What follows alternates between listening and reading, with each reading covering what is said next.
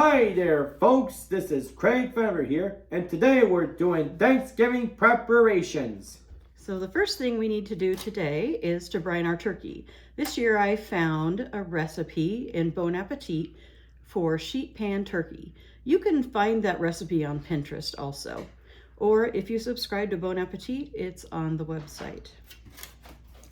So the first thing we need to do though, before we brine it, I've taken it out of the wrapper, and we need to take out, do you know what's inside of this turkey, Craig? What's that? Reach in there. See, can you pull that out? Yeah. That's the liver and the heart is in this little bag. And then if we pull some more, can you pull that out? That's the turkey neck. Now some people use those in their stuffing. They cook them and make giblet, or they make giblet gravy, or they put that in their stuffing. I really don't do anything with it. I just never have. However, growing up, my mom used to cook chicken livers all the time, and I absolutely loved them. And also the heart. I used to fight over the heart of the chicken, which is really weird to me today. But I'd still eat the liver. Probably not the neck. Okay, so we got that. We got that out of the inside of the turkey. Now the next thing we need to do is get some paper towels and pat the turkey dry. Do you see paper towels around here? Oh, on the table. Will you get those off the kitchen table for me? I'm gonna pull some off of there because my hands have turkey on them. Well, that voice says... Okay, that's probably good. All right, now you come back around here. Come back around your spot. Yes, Mommy. You want to try and just pat that turkey dry with that? I've never brined a turkey before, so I'm kind of excited to try this recipe. I usually just pretty much take it out the package and put it in my turkey roaster. I've even been known to cook my turkey while it was still frozen. But this year we have it all, we bought a fresh turkey actually, so it wasn't frozen. We just kept it in the refrigerator. And I think that's probably good. Just to dry everything.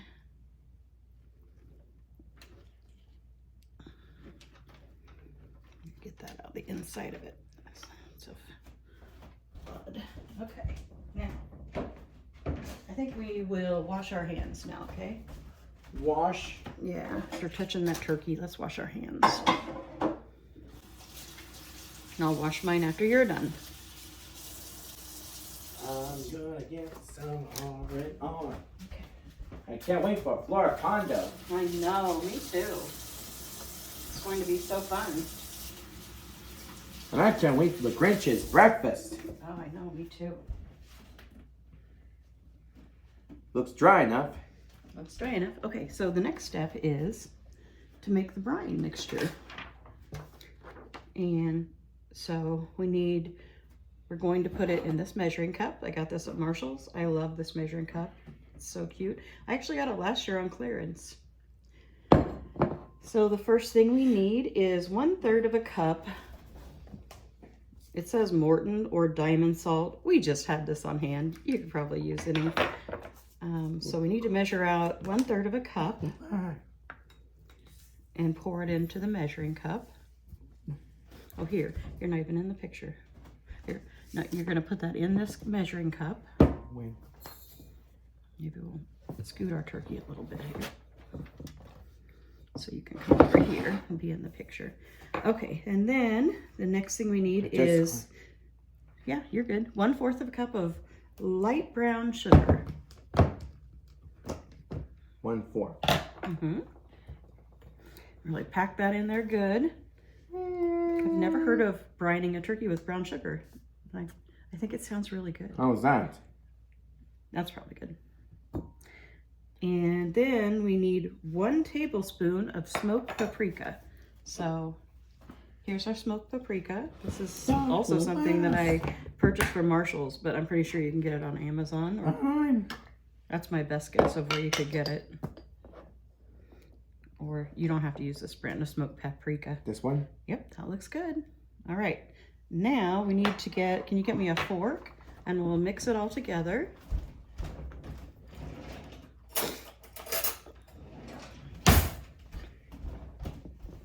All right, mix that up.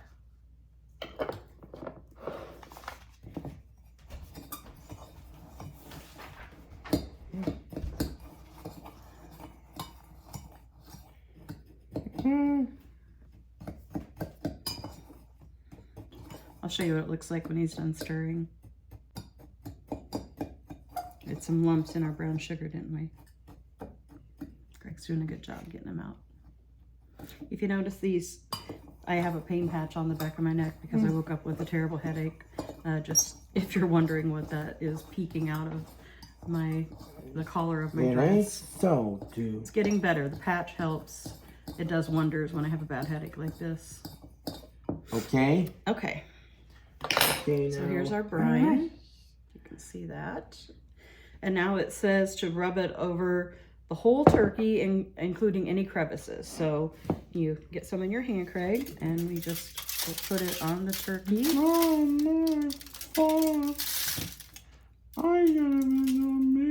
And you're supposed to also put it inside the cavity. And put it on the legs. Make sure this is all covered. Oh, and I have put the turkey on, it says a sheet pan. A sheet pan makes me a little nervous taking it out of the oven because you're supposed to save the juices to make gravy. So I've purchased this big, it's kind of like a big cake pan. And I put a rack in it. Actually, it's a cookie cooling rack I've had for years for when I used to make lots of cookies for the farmer's market. And I put that in the pan and put the turkey on top of it. Whoa. I have seen a lot, this year, I've seen a lot of pans with racks for turkeys. Thank you. Which I thought about getting, but I thought, well, I already have a turkey roaster. I don't think I probably really need it. They just look really cool.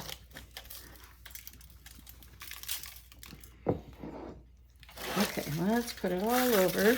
Maybe we'll have to turn the turkey over and get it on the back side. Let's do that.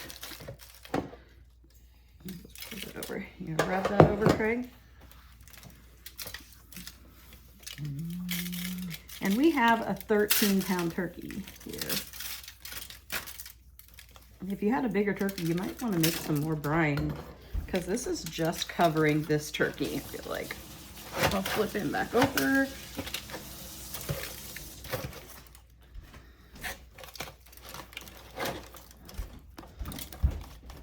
And I think that looks really good. I'm going to take the camera off the tripod and show you what it looks like. There's only one pizza left, you know, mate. Yeah. Is that what you're having for lunch? Yeah. Craig's eating his leftovers from yesterday when we went to Pizza Hut. You want to get back in the picture? All right, so let me take the camera off the tripod and show you what this looks like now. All right, here's what we have. You're big. I think it looks like it's going to be really good. Now it says to put this in the refrigerator for 24 hours or up to 2 days and don't cover it. Luckily, we have a refrigerator in our basement, so we're going to take this down and put it in the basement until tomorrow. All right, so we have our turkey ready to put in the refrigerator. What else do we have to do today to get ready for Thanksgiving? The banana cream pie? Yes, we need to make a banana cream pie.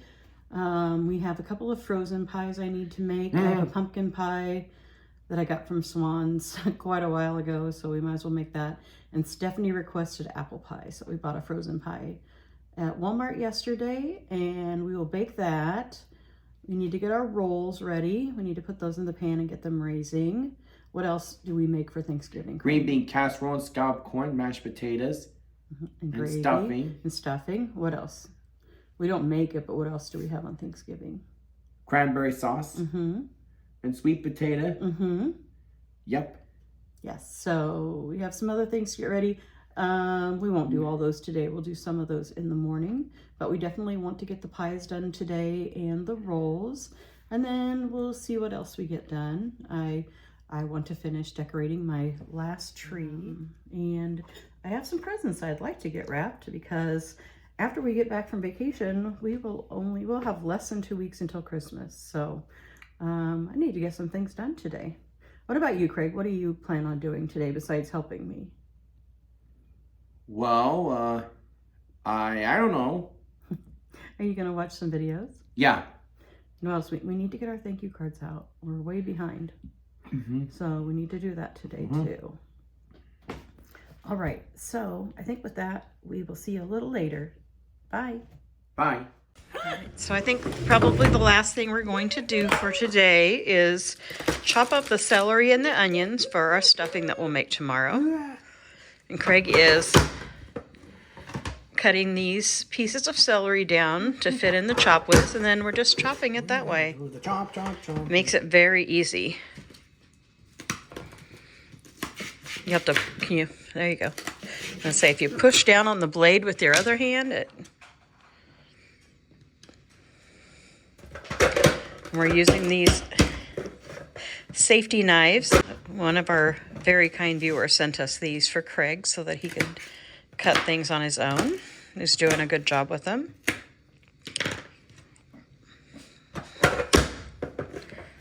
And the chop is a really great kitchen tool for Craig to use for chopping things. And me too.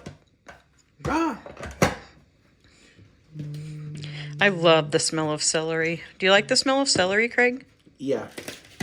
I really like it. I don't like to just eat a stick of celery, but I like it in things, and I love the smell.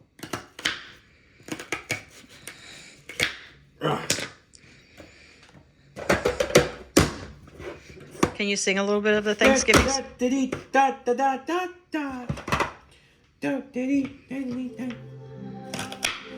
Oh no. Alexa, stop. Alexa, stop.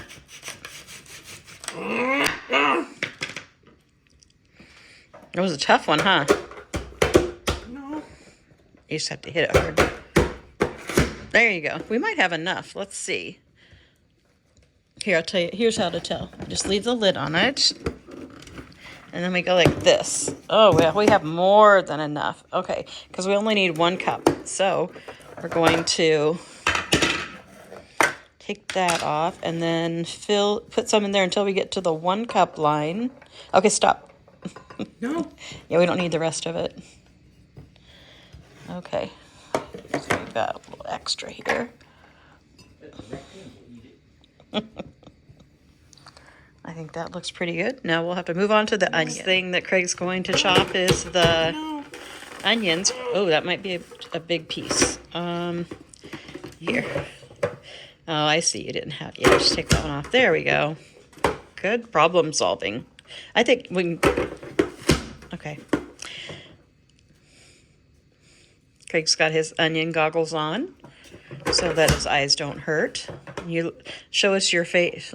There you go. There's his onion goggles. We got those on Amazon.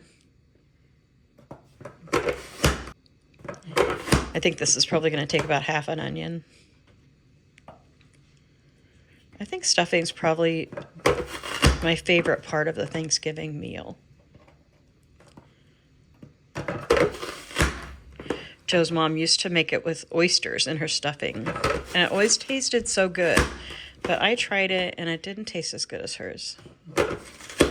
Okay, I think that's all we need. Let's see how much we have. Take that off. That looks like just about a cup, maybe a little more. I think that'll be good. All right. So we'll pour that in with those, and we'll put it in a Ziploc bag until tomorrow. In the morning at 8? Yeah, in the morning. By 7? Well, I have to put the turkey in the oven at 7, and then we'll work on making the sides. Right. And that's all there is? Yeah. Craig, could you tell us about the movie 8 Crazy Nights? I say that Adam Sandler made his first animated role as Davy Stone. He was a drunkard who hates Christmas. I give it 1 thumb up. 1 thumb up.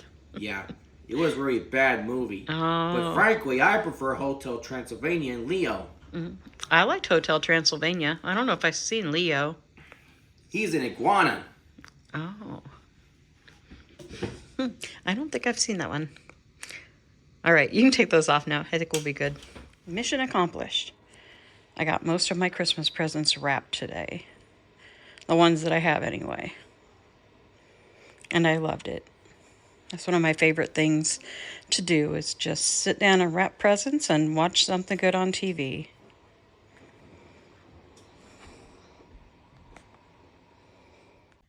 The Paddington at the Barber Shop by Michael Bond. Illustrated by R.W. Alley. Every morning, Paddington went to visit his good friend Mr. Gruber at his shop. They shared cocoa and buns and caught up on the day's news. One day, Mr. Gruber showed Paddington a vase. A piece had broken off. Paddington offered to fix the vase. He put in his basket on wheels and went to buy some glue. Along the way, Paddington passed a shop with a sign that read, "Help Wanted." He went inside. It was a barber shop. Mr. Sloop, the barber, offered Paddington a job sweeping and looking after the customers. "Bears are good at sweeping," Paddington said. "If you do well, you can try the clippers," Mr. Sloop replied. Mr. Sloop showed Paddington where to find the broom. Then he went out for a coffee. "I won't be long," he said. Paddington looked around. The shop was full of interesting things. He saw benches and newspapers. He saw mirrors and chairs. He looked at pictures of different hairstyles. He smelled shampoos and lotions. Paddington picked up the scissors. Snip, snip. He almost cut his fur. He put the scissors down again. Paddington went back to the closet. Brooms, brushes, towels, and a white coat fell out. As Paddington untangled the items, a bell rang. A customer came into the shop. He asked for a trim. Paddington asked the customer to wait for the barber, but the man was tired and in a hurry. The man sat in the barber's chair before Paddington could speak. He had fallen asleep. Paddington didn't know what to do, but he had to keep the customers happy. Paddington draped a cloth around the man's shoulders, then he picked up the clippers.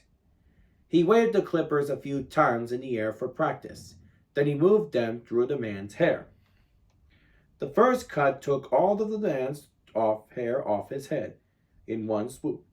The man was almost bald.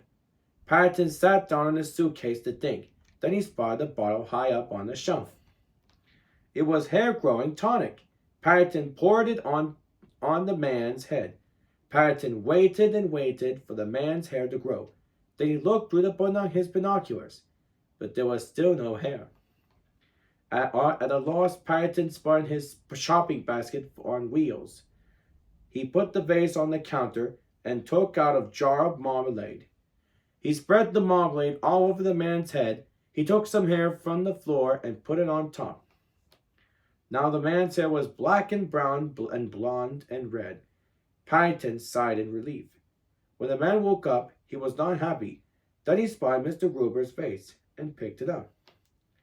"That's Mr. Gruber's!" Paddington cried. The man was eager to see more pieces, just like the vase. Paddington led the man to Mr. Gruber's shop. He brought many things there. Mr. Gruber and Paddington shared a late-day cocoa to celebrate. "A very good day's work," Mr. Gruber said, and Paddington had to agree. The end. And this is Craigie Varus saying, if you like this video, click like and subscribe, and we'll see you at Thanksgiving.